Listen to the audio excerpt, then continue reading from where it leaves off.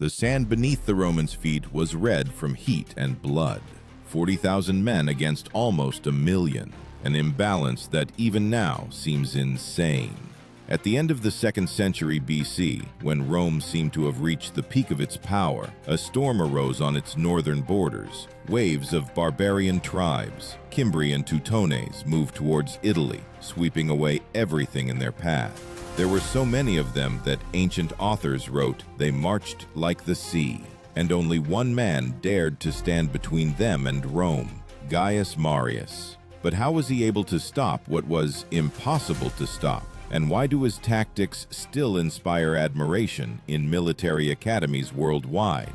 The answer to this question is hidden in the sands of Gaul and in the iron discipline of those who knew how to turn fear into order. Historians such as Plutarch and Livy wrote that the Cimbrian invasion began around 103 BC. These peoples migrated from northern Europe, probably from the lands of modern Denmark, and moved south, destroying Roman armies one after another. In the Battle of Arausio, the Romans lost more than 80,000 warriors. It was a disaster comparable to Cannae. The army that was supposed to defend the empire vanished in a single day. At this moment, Marius, the newly elected consul, faced a seemingly hopeless task: to create a new force from the remnants of the army. But what he did not only changed the course of the war, but also the very structure of the Roman state. First, he changed what any army starts with: people. Before him, soldiers had to be landowners, capable of buying their own equipment. But Rome was exhausted by wars, and there were almost no such citizens left. Marius made a radical decision. He allowed the poorest strata of society to serve, those who had nothing but their bodies and their will. Thus appeared the Marius' mules, a nickname given to soldiers because each of them carried up to 30 kilograms of weapons, armor, food, and building tools.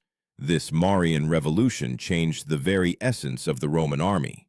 Now the legion became not a gathering of landowners, but a professional machine. The term Marius used to describe discipline was disciplina militaris, not just order, but a way of life where every movement, every sound, even breathing was subservient to a goal.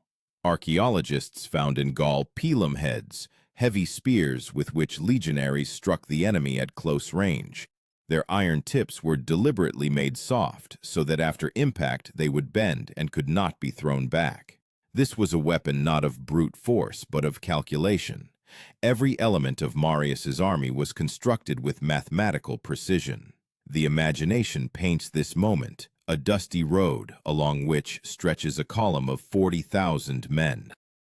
No luxurious supply trains, no privileges, only people, shields, spears, and one breath for all. Each legionary carries on his back his own future, and the future of Rome. From afar, it seems as if it's not an army moving, but a single living organism of metal and sweat. And yet, ahead of them awaited not just a battle. Ahead was a nightmare that even Marius could not foresee. A clash with a barbarian mass so immense that the Romans for the first time doubted, could man stand against sheer numbers? And it was at this moment that the story of that very insane tactic, which saved Rome, began. The Romans marched north for weeks. Each day began with the dull clang of metal. Centurions struck their staffs against shields, rousing the soldiers. First, spelt bread and water with vinegar. Then, a march up to 20 kilometers long with full gear. Plutarch wrote that in Marius's army, a soldier was one who knew how to endure, and it was this endurance that became a weapon more formidable than a sword. To understand the scale of the impending horror, one must know this. A living wall of tribes moved against Marius. Sources claim that there were no fewer than 300,000 able-bodied men among the Cimbri and Teutones, and, together with women and children, up to 1,000,000 people. They carried with them wagons, livestock, utensils, entire peoples on the move. This was not an army's campaign, but a migration of a world. The rumble of wheels and the bellowing of cattle lasted for days. When scouts reported the size of this procession, the legionaries were silent. Even veterans had seen nothing like it. Marius understood that an open battle with such a number of enemies was suicide. He chose what would later be called the tactic of slow burn. In the modern world, it can be compared to an exhausting strategy in boxing, not to strike first, but to make the opponent wear himself out. This is how Marius acted against the barbarians. He did not rush into battle. He made the enemy wait. He built fortified camps on hills, surrounded by ditches and ramparts. Every day, legionaries dug the earth, erected walls, and trained while the Cimbri waited, losing discipline and patience. This constant work was the foundation of a new principle, castra, the fortified camp. It became a symbol of Roman military engineering. Each camp was perfectly square, with ditches, gates, and a main street, via Principalis. Even enemies said, "The Romans build as if they intend to live here forever." Archaeologists still find traces of these camps today, remnants of ditches and stone hearths laid out with such precision as if made by 21st century engineers. But while the legionaries dug the earth, the barbarians lost their minds. Their leaders, Boiorix and Teutobod, did not understand why Marius was inactive. They were accustomed to an enemy who rushed into battle, but here, silence. Only torches at night and neat lines of tents on the horizon. The barbarians tried to draw the Romans out, staging demonstrations of force, striking spears against shields, roaring like beasts. But Marius did not respond. He waited. He knew that war was not about anger, but about time. Then he employed what modern officers would call psychological warfare. He sent detachments on short raids, strike, burn a supply train, disappear. The barbarians began pursuit, losing formation. When they returned, they found Marius's camp already fortified and impregnable. This was the Roman way of saying, "We are here forever." Key to this approach were the signals, tubae and cornua, brass trumpets and horns, by which commanders controlled thousands of men. Imagine a wall of sound, a low rumble echoing in the chest when a legion received an order to move. For the barbarians, this was a sign of power, sounds that subdued space. Marius understood that discipline was not merely order, but a form of fear. He taught legionaries to hold formation even when they wanted to flee. His centurions carried staffs, vitus, and used them not on enemies but on their own if someone broke the line. For cowardice, 1 out of 10 was executed, a procedure called decimation. Historians debate whether Marius used it often, but the threat itself made the legion iron hard. By midsummer, the barbarians lost patience and divided. The Teutones moved south towards Provence, hoping to break into Italy. The Cimbri remained in the north. Marius waited precisely for this, the division of the enemy. Now he could fight not 1,000,000, but half the force.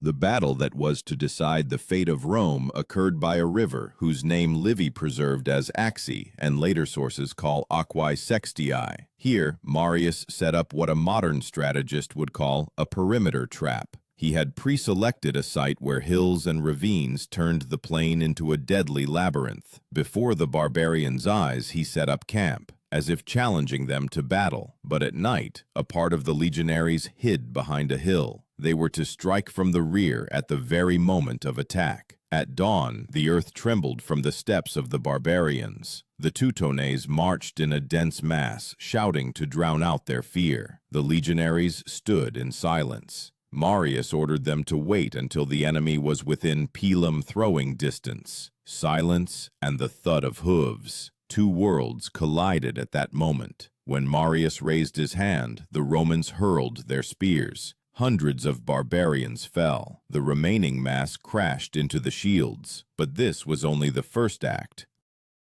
Beyond the hill, dust was already rising. The second part of Marius's army was preparing to deliver a blow that would go down in history as one of antiquity's most brilliant decisions. Everything happened in a matter of minutes. As the barbarians crashed into the Roman line, the ground trembled as if alive.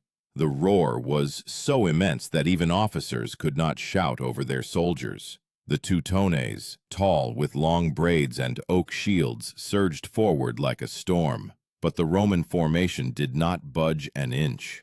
Legionaries in the front ranks relied on short swords, gladiuses, which were intended not for sweeping blows but for short, precise thrusts under the ribs. In close quarters, this weapon turned everyone into a mechanical blade. The clang of metal, the cries of the wounded, the smell of blood and sweat, everything mingled into an unbearable chaos. But Marius did not raise his sword. He stood on the hill and waited for the signal that was to decide everything. The sun beat down, reflecting off helmets. Below, the Romans bent under the barbarian onslaught. It seemed that the formation was about to waver, but it was then that a sound rang out that changed the course of the battle. The low hum of a horn, a cornu. This was the signal for the hidden detachment lurking behind the hill. During the night, Marius had ordered several cohorts, about 4,000 men, to flank the enemy. They hid until dawn in a ravine, lying under cloaks and breathing into the ground so as not to betray themselves with the steam of their breath. Now they rose and struck the Teutones in the rear. At this moment, the Romans in front transitioned from defense to offense. The barbarians found themselves between two fires. This was the classic double jaw, a maneuver that would later be called an encirclement maneuver. Modern military historians call this strategy a pincer movement. At the time, Romans said it more simply, circumvenire, to go around, seize, close in. And that is exactly how Marius's legions closed the ring. Hundreds of barbarians tried to break out, but heavy shields and spears deprived them of mobility. Those who fled ran into Roman traps, ditches, and stakes dug in advance. The entire area around the camp turned into a giant meat grinder. Archaeological finds in the region of modern Aix-en-Provence confirmed the scale of the slaughter. Scientists found dozens of pilum heads, sword fragments, and bones pierced by Roman caligae spikes, military sandals driven into the ground to prevent slipping in blood.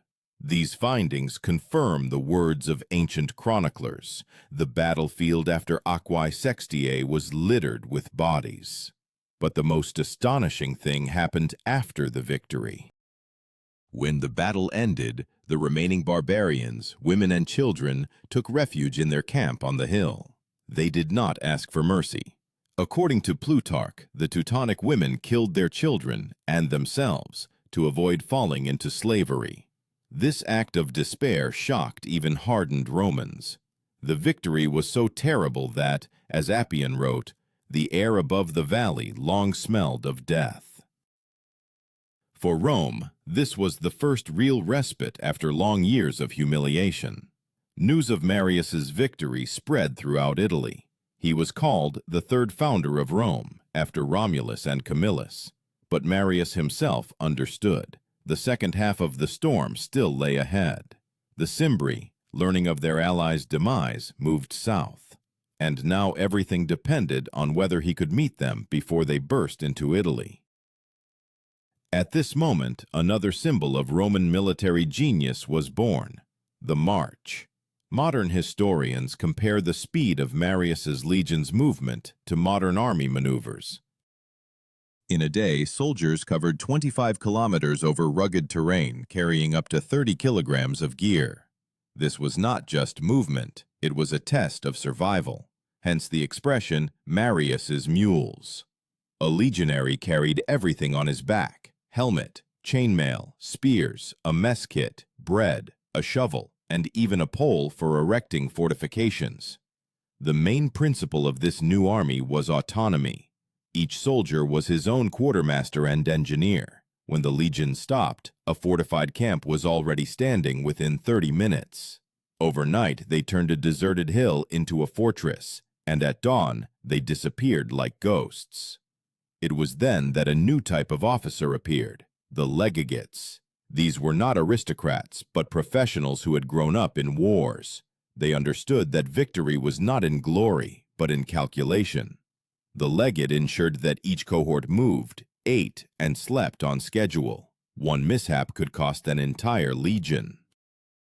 In the north, at the foot of the Alps, the Cimbri were already preparing for invasion. There were even more of them than the Teutones. Sources say up to 250,000 warriors. They carried shields covered in fur and spears adorned with skulls. They believed that the spirits of their ancestors would lead them to victory, and the Romans believed only in order. And now two forces, two worlds, two ways of war marched towards each other. On the plains of northern Italy, a battle was brewing that would decide whether Rome would exist tomorrow or if the world would be engulfed by a barbarian storm. At dawn, as mist still lay over the plains by the Po River, the Roman army formed up in marching order. Gaius Marius stood on a small rise, watching his legionaries arrange themselves in lines. According to Plutarch, he never raised his voice. He gave orders calmly, and in this calmness, confidence was felt. Before him lay the plain, beyond which, like a dark sea, rose the ranks of the Cimbri. There were so many of them that, as ancient authors wrote, all the hills became people. The Cimbri arranged their wagons in a semicircle, turning them into a wall behind which stood women and children. This was their world in miniature. They had come not to fight, but to live, to conquer land for themselves. But before them stood the machine that Marius had created. He didn't just build an army, he rewrote its DNA. Now every legion was precise, like a mechanism. Marius understood. A direct battle with such a number of opponents was suicide, so he used a stratagem that historians would later call deep reserve. He positioned the legions in 3 lines, leaving a third of the troops behind, invisible to the enemy. When the Cimbri rushed forward, thinking they faced the entire army, these hidden ranks were to close the circle. The key word of that day was manipulus. This was the basic unit of the Roman army, consisting of approximately 120 men. They acted like cells of a single organism. Each manipulus knew when to retreat, when to close ranks. It was this flexibility that distinguished the Romans from the barbarian mass, where everyone fought for himself. At noon, the Cimbri advanced. First slowly, then faster and faster. Their leaders shouted. Drums beat to the rhythm of their steps. Hundreds of horns roared in unison, and the ground beneath the legionaries' feet vibrated. This was not an attack. It was a torrent. At first, the Romans simply disappeared into this avalanche, but then Marius's formation began to work. The front line of legionaries drove their pila into the ground at an angle. They created a barrier against spears and horses. Then followed a short whistle, the tribune's signal. At that very moment, the first line took a step back, opening space for the second. It hurled its pila. Thousands of spears flew like rain, their iron tips bent upon impact, getting stuck in the Cimbrian shields. The barbarians tried to throw them off, but the weight of the weapons dragged their arms down. At this moment, the centurions, senior officers, each commanding 100 men, entered the fray. They were distinguished by a crest on their helmet, positioned transversely so that soldiers could see them even through the smoke. They moved along the line, shouting, "Close ranks!" and the formation indeed closed. Legionaries advanced with short steps, covering each other with shields. Where the Cimbrian attack was particularly strong, Marius introduced reserves. He used fire and sound signals, horns and smoke from torches. These signals were like a language. Each combination meant a movement, a turn, an advance.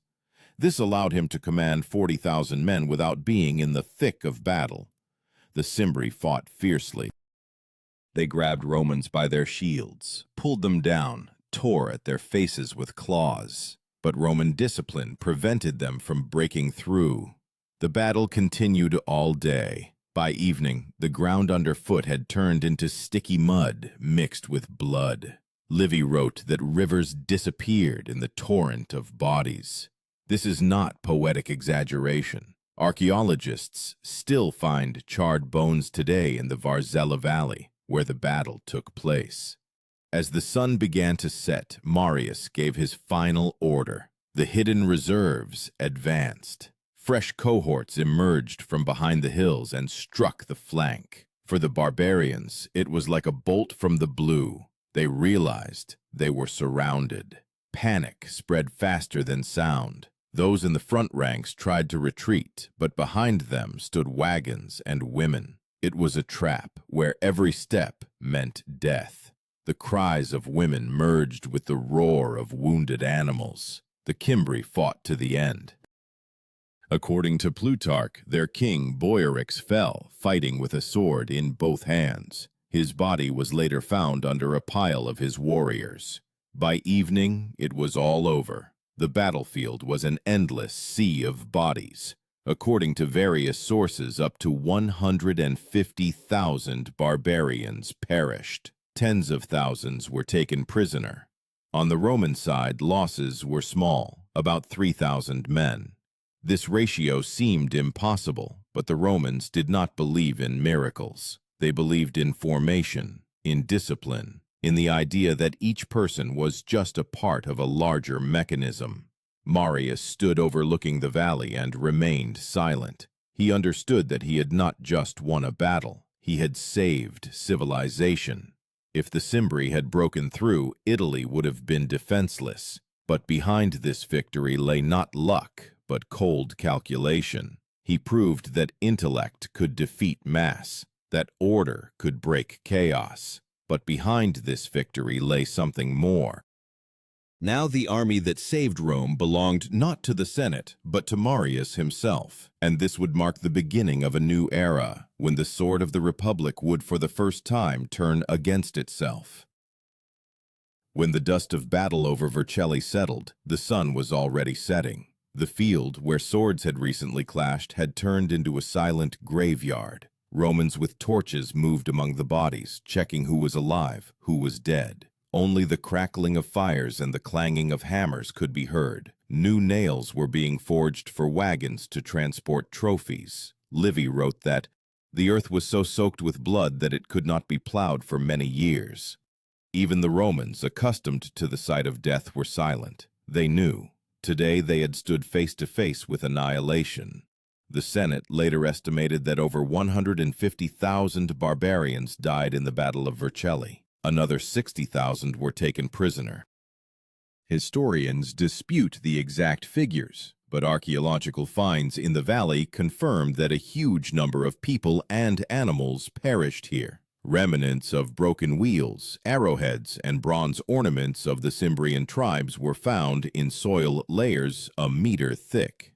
Everything points to one conclusion: this was an apocalypse-level battle for an entire people.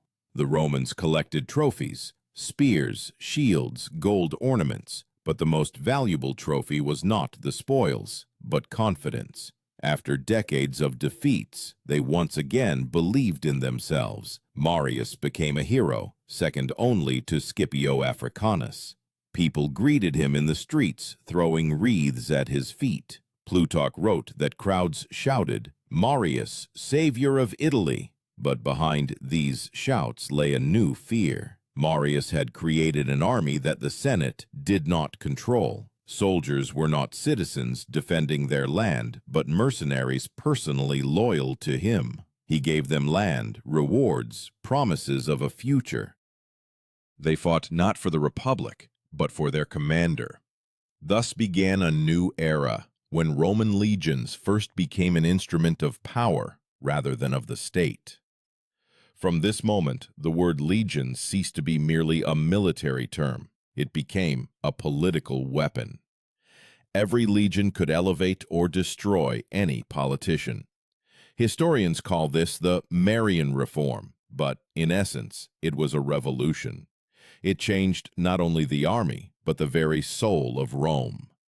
It was also then that the concept of auxiliary troops, auxilia, appeared. These were allies, non-Romans, who were allowed to serve in exchange for the promise of citizenship. Their skills made the army versatile. Numidian cavalry, Balearic slingers, Cretan archers. They transformed the legion into a multinational machine. But along with this, the personal power of generals also grew. Marius was elected consul 6 times in a row, an unprecedented breach of tradition. Senators whispered that he was too popular, too powerful. The people called him the third founder of Rome, but his enemies saw in him the beginning of the Republic's end. Polybius, a century before Marius, warned, "When soldiers come to depend on the generosity of their leader rather than on laws, Rome will fall." These words seemed prophetic, for soon his army would clash not with barbarians, but with Romans. An era of internal wars would begin, when the sword that saved Rome would turn inward. But no one knew this yet. That evening, after Vercelli, the legionaries sat by their campfires. They roasted meat, shared bread, sang. Their faces were smudged with soot, their armor covered in mud, their hands trembled with exhaustion. But a fire burned in their eyes. They knew they had done the impossible, that 40,000 men had managed to encircle and destroy almost 1,000,000. Marius walked among the fires in silence. He did not celebrate. His face was like stone. According to Plutarch, he looked at his soldiers as instruments that had accomplished their task, but in the depths of his gaze was a shadow. He understood that he had unleashed a force that would be impossible to contain. A few days later, he entered Rome. Crowds awaited him with incense and flowers. Senators placed a laurel wreath upon his head. But as he ascended the Capitol line, legionaries marched before him, the very poor men to whom he had given weapons and purpose.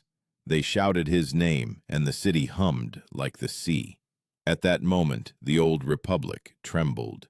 Since then, the victory at Vercelli has entered textbooks as an example of the ideal combination of tactics, engineering, and psychology. Modern officers still study Marius's maneuvers. His method, first discipline, then strike, became a formula for success for armies of all times. But behind the cold logic of this victory lay a paradox. To save Rome, Marius had to destroy its old foundations. And when he returned to the capital, no one yet understood that this day was not only a triumph, but also the beginning of the end. For empires rarely perish from enemies, more often from those who saved them. Several years passed. Gaius Marius was no longer the hero he was remembered as after Vercelli. His glory had faded, replaced by suspicion. He became irritable, withdrawn, obsessed with power. The Senate kept him from decisions, knowing that an army capable of overthrowing the state stood behind him. But Marius could not live without war. He had created a machine and now could not stop its movement. Meanwhile, another man returned to Rome, Lucius Cornelius Sulla. Once he had been an officer of Marius, serving under him in Numidia. Now he became his rival. There was no friendship between them, only cold respect. Both knew Rome was too small for two. And for the first time, swords created to defend the Republic would be raised against Romans themselves.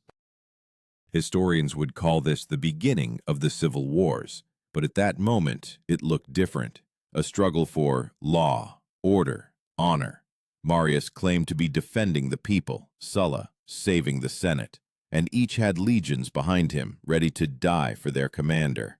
The reform that gave Rome strength was now splitting it in two. Sulla was the first to attempt the unthinkable. He marched his troops on Rome. This was sacrilege. An army was not supposed to enter the city, but no one could stop him. For the first time, legions passed through the sacred gates, and spears gleamed in the capital's streets. The Republic ended not in battle, but to the sound of its own drums. Gaius Marius fled. Old, sick, exiled. He still believed he could return, and he would return. But the Rome he saved at Vercelli would never be the same.